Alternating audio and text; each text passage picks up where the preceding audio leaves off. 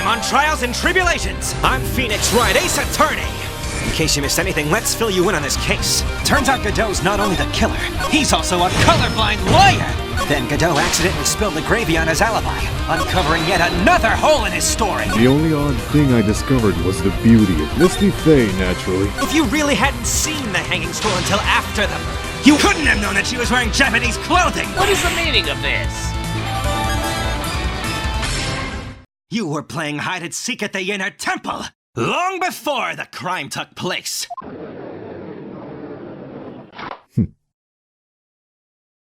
Can I ask you just one little thing, Trite? What is it? This theory of yours, it all rests on a certain assumption. That I knew beforehand that a crime was going to be committed. That's right! Otherwise there's no reason for him to sneak up to the crime scene. Of course Mr. Godot knew about the plan. Huh? What did you say? Is it really possible that another person knew of that plan? Yeah, pretty damn sure. Here, take that! This crime was actually planned over a year ago. Morgan Fay authored the plan for her daughter's future, and these instructions were hidden somewhere in Fay Manor for a year. However, by the time Little Pearls found these instructions, they had already been unsealed.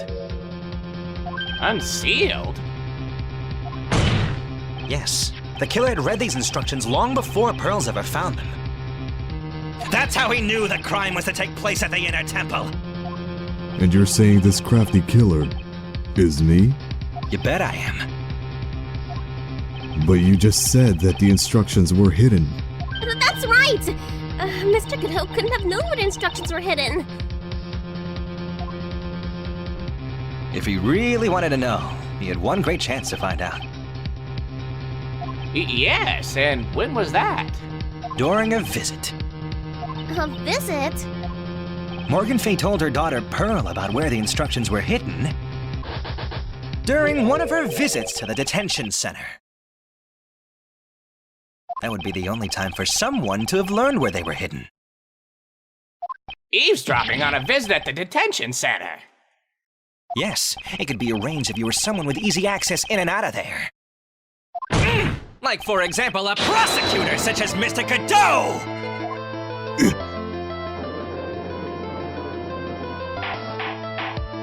Order, order, order! Mr. Godot, you're under fire again! This murder could not have been carried out without prior knowledge. And you! You were the only one who could have acquired this information before the murder!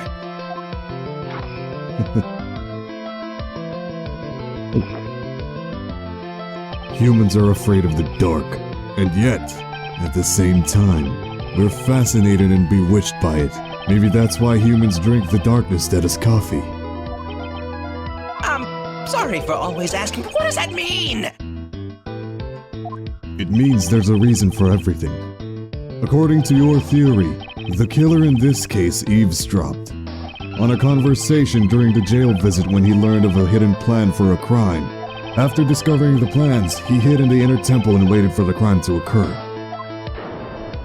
Then he ultimately took a person's life. And he did all that just to protect this witness? That's right. If you're accusing me of the crime, I have to ask you, why would I do this? This girl is nothing but a stranger to me. I've got no reason to go through that kind of trouble to protect her. I am what you see. I am certainly not the type to rescue a damsel in distress.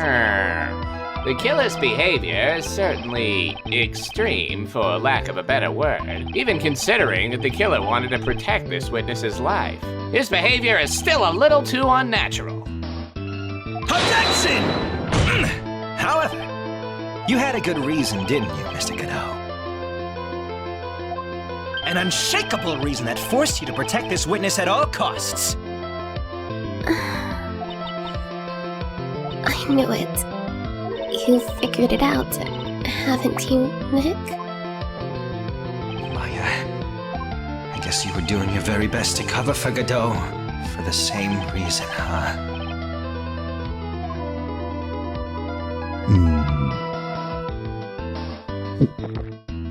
Okay, Trite.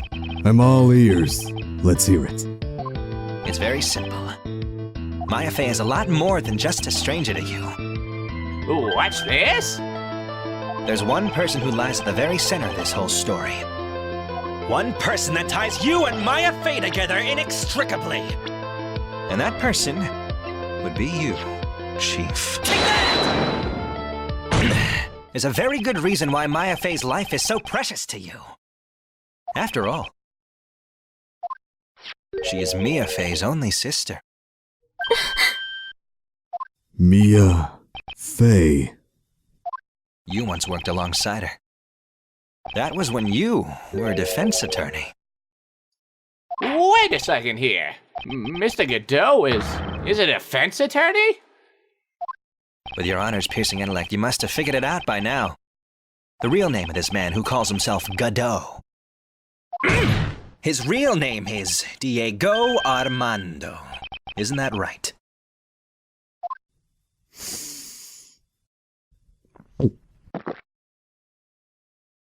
The last time someone called me by that name was over 6 years ago. Diego Armando. That name rings a bell. It should, Your Honor. All of this is related to a single case. A case in which a convict named Terry Falls committed suicide. Mia Fey's first time in court. The tragic outcome left a deep wound in her heart. She knew that behind it all was a heartless, scheming demoness in disguise. But in the end, Mia couldn't tear off that disguise. However, there was one man who reached out to help her. Diego Armando, a senior defense lawyer at the office where Mia worked. It's my fault! It's all my fault that Mr. Falls killed himself! Mia, you can't cry yet.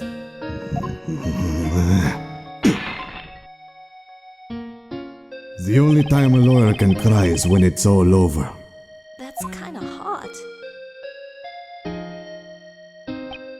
I was moved by her. The way she put all her faith in her clients. That pure, sweet heart of hers. That's why I could never forgive Dahlia Hawthorne. Mia and I thoroughly investigated that fake kidnapping incident. Then one fateful day, Dahlia wanted to meet with me. It had been 6 months since the trial. We met in the courthouse cafeteria. Ah, I just remembered. 6 years ago, right here in this courthouse, you were poisoned. Even I didn't see it coming. Dahlia Hawthorne slipped some poison into my coffee. Some newspapers at the time called it a murder. But very little information about the case was released to the press. But you weren't dead at all! No official reports ever actually called it a murder. I was just in a deep, deep coma. I see.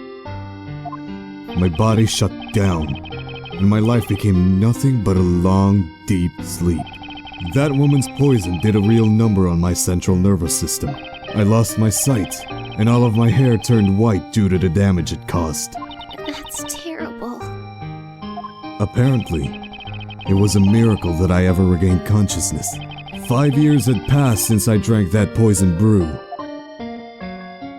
Then one morning, my eyes flew open from the smell of a doctor's cup of coffee. 5 years? You were asleep for 5 years? And the worst possible news was waiting for me. Mia Fey was dead. From the very moment I opened my eyes, I had already lost everything I thought I had. The woman I loved had been murdered, and the woman I loathed had been sentenced to death. The woman you loathed? The woman who had spiked my scalding hot coffee, Dahlia Hawthorne.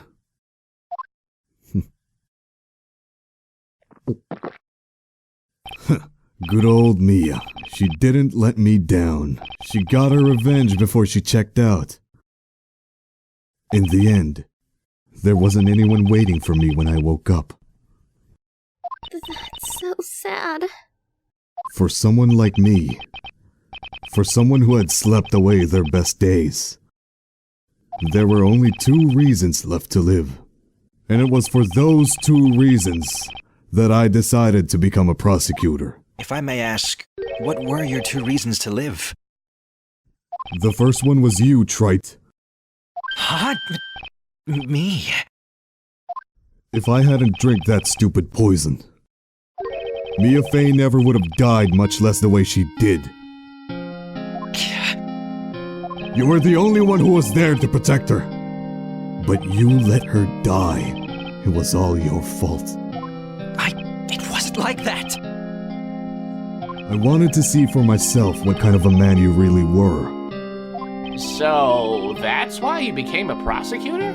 My other reason for living. She goes by the name of Maya Fey. You mean me? You were the only way I could make up for the sin of not saving Mia. 1 year ago, when the Karain village incident was resolved, it was obvious that Morgan Fey was planning something. Whatever her evil plan was, I was determined to stop it. My role as a prosecutor put me in a perfect position to do something about her. That's how you overheard Pearls' visit with Morgan at the detention center. I knew that the time was drawing near. Since I knew the plan, I thought I could foil it. My goal was to outwit the plan. I thought if I could do that, I could keep the girl from being caught up in it. That makes sense. If Pearls had known that the actual purpose of the plan was to kill Maya, she never would have helped out. Finally, the day of the plan was drawing near. I contacted both of my accomplices. Accomplices? Iris of Asakura Temple and Misty Fey. I especially needed the help of Iris. She was to take the fall in my backup plan in case we couldn't control Pearl Fey. But how did you contact my mother? You know, she'd been missing for almost 20 years. Officially, yes. What? What do you mean officially?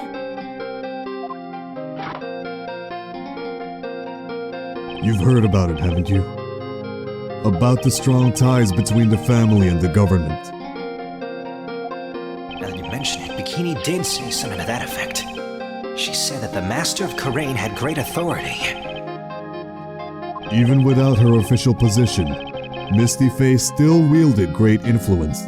The police have been keeping an eye on her movements all this time. That's how I was able to contact her. Again, because of my position as a prosecutor.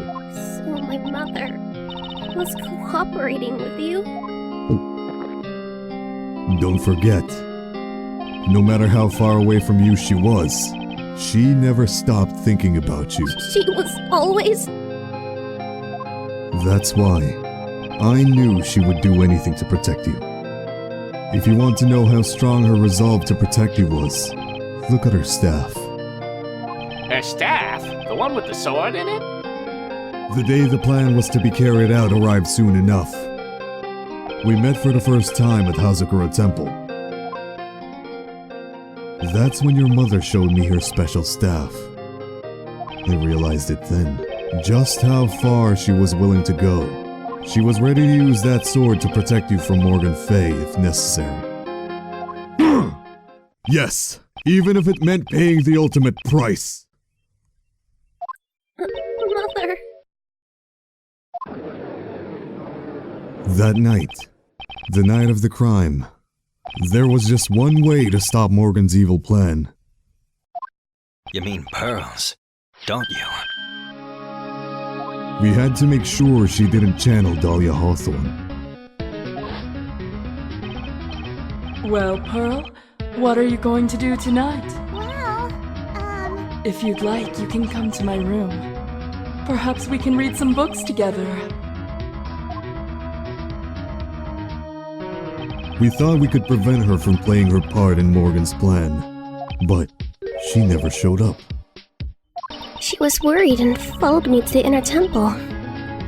Oh, Pearly. That was the thing we were most afraid of. And that's why Misty Faye had to do the channeling herself. She channeled Dahlia Hawthorne into her own body. What? What do you mean? If she channeled the spirit first, then Pearls wouldn't be able to do it herself. As Master of Kurain, Misty Faye's power was supreme. So that's how it went down. She channeled Dahlia Hawthorne so that Pearl Faye wouldn't be able to. What? What? Is this true? My role in the plan was to make sure no one was going to hurt Maya Faye. That's why I hid myself at the inner temple, just in case you needed to be saved from Dahlia Hawthorne. Godot. Anyway, that's all I'm going to admit to. Trite. Huh? There's no doubt about it. You're a great defense lawyer. But you're going to have to do the rest yourself. The background leading up to this incident has been laid bare. There's just one question remaining, Mr. Wright. Who killed the victim? There are only two possible suspects right now. Maya Faye, and I'm sad to say, you, Mr. Godot.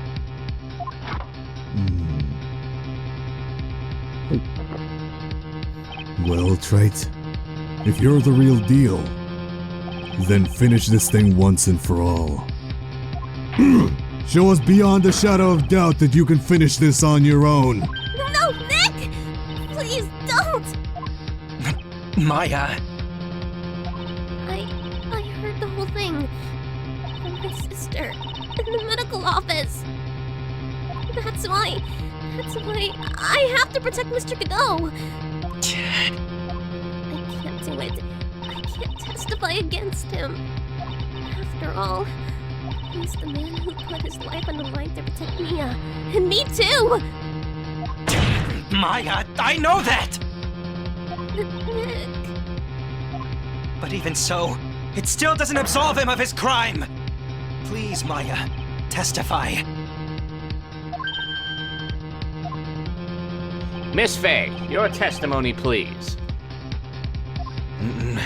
This is the final testimony. Don't bother trying to hide anything, because I'll know. I want to hear the truth from your own lips. I understand. I'm sure you're right. I'm ready now, Nick. All right, young lady. Tell us about the moments before you lost consciousness. What exactly happened at the time of the murder?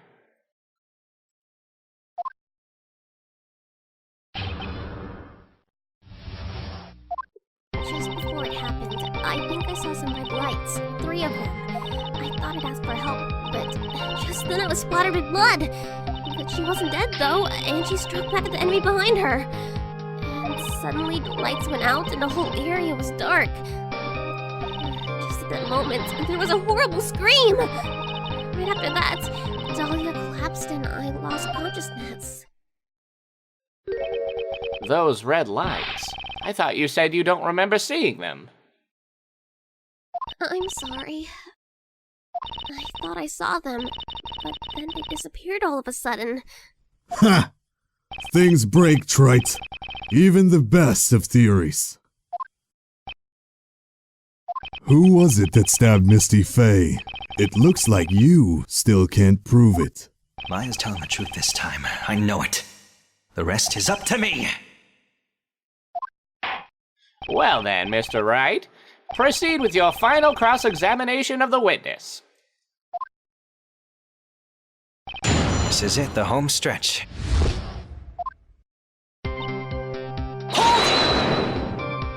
Lights shining in the dark? I don't think you can make a mistake about that. Yeah, you're right. I think I saw them, but I can't say for certain. And I can't tell you for sure they were from Mr. Godot's mask either. I don't get the feeling she's covering for him anymore, but just after that, you turned toward the lights and called for help. Isn't that because you thought the lights were coming from Mr. Godot's mask? Yeah, I guess so. Maybe that's what I was thinking at the time. But I can't remember. After all, there was a person I couldn't identify in front of me. Maya's life was in terrible danger at the time. There's no way she can remember the details of the scene perfectly. All right then, let's go on with the testimony.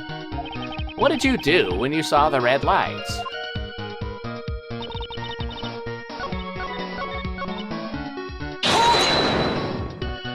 And what about the killer that stabbed Dahlia? I'm sorry, I don't know. Oh, really? It's true, Nick!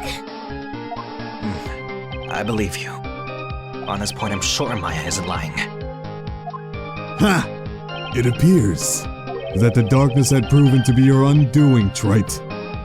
I've got to use this testimony to prove that Godot committed the murder. I really wish I didn't have to do it. But for some reason, I get the feeling that some part of Godot actually wants me to.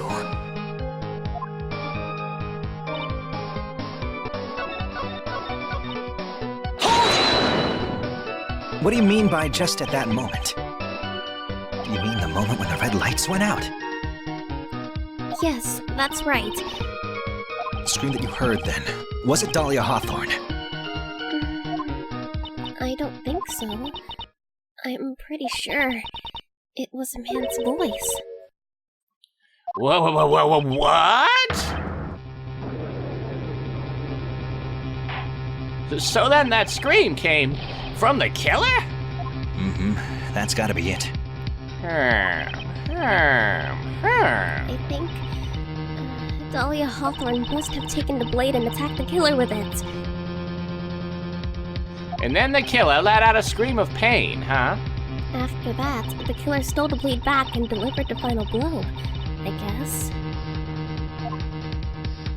Well, Mr. Wright, it seems to make sense to me.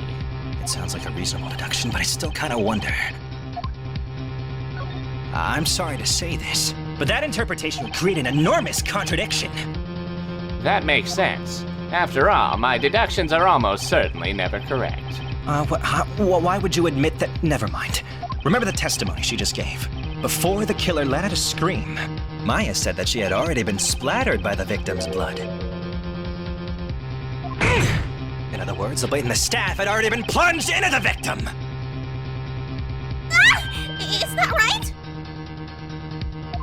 She couldn't have struck back with a sword that was already stuck in her body. The weapon that caused the killer to let out a scream must have been something other than the staff! If you're so sure about that, then don't keep us waiting any longer, Wright. There's only one thing I can think of that could have been used as a weapon here. If Dahlia Hawthorne had already been stabbed in the back by the staff, what could she have used to strike back at the killer? Enough of the cloak and dagger tricks, Godot, because I've got you. Take that! Naturally, the dagger the killer brought to the scene of the crime. Oh, that's right. I forgot about that. This dagger was found at the crime scene stuck in a pine tree. Yes. The detective found that this morning and brought it to me. Dahlia Hawthorne struck back at the killer with this. And she managed to wound him as well! Objection! Just because he let out a scream doesn't mean that he was wounded. For all we know, the blood on the dagger could have been from the victim. Objection! Hold your horses there, Godot. Have you forgotten that the blood has already been tested? Since we learned it wasn't the victim's blood, it must be the killer's blood. The killer must have a wound somewhere on his body! So you're saying the blood on this dagger belongs to the killer? Bingo, Your Honor. A DNA analysis of the blood would prove it beyond a shadow of a doubt. And yes, Mr. Godot, it would prove that it's your blood. Nice theory, Wright.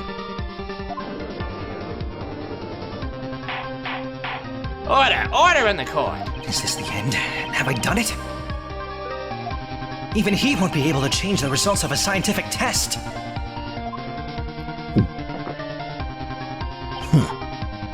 Let me ask you something, Wright. Let's just say that it turned out that I was the killer. Do you think I would be stupid enough to leave evidence like that? What? Just think for a second. This dagger was found this morning by a detective and brought to me. There was already a bloodstain on it, correct? But even so, I was the one who brought this dagger here to the courtroom.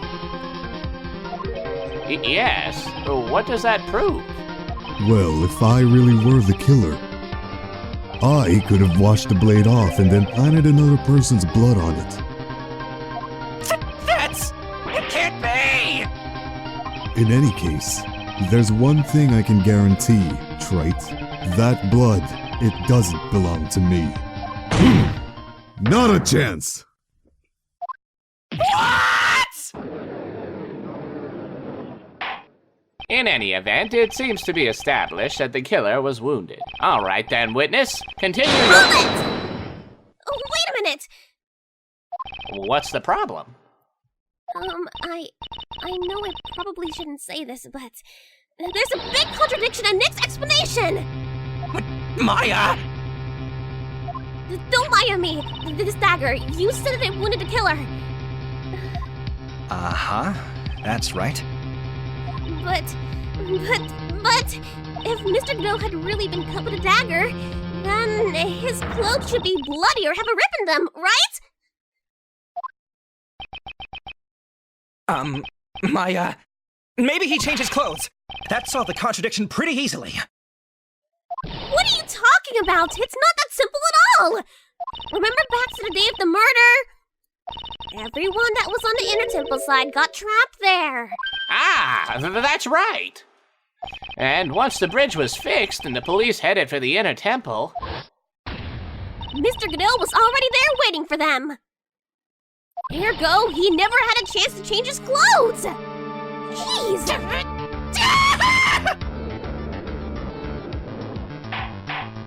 Order in the court. What the witness... Objection! Well, maybe he brought a change of clothes with him. But no one could have predicted the lightning strike that shut down the bridge. Why would anyone have brought a change of clothes? Did the judge take smart pills during the last recess? Well then, maybe the killer took off his clothes before he committed the murder. That way he wouldn't get any blood on them. Objection! That's impossible, Wright. You know how cold it gets up there late at night. After a few minutes with no clothes on, you'd be frozen solid.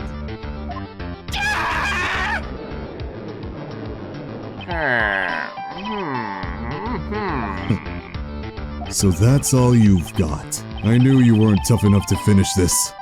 No, this can't be the end!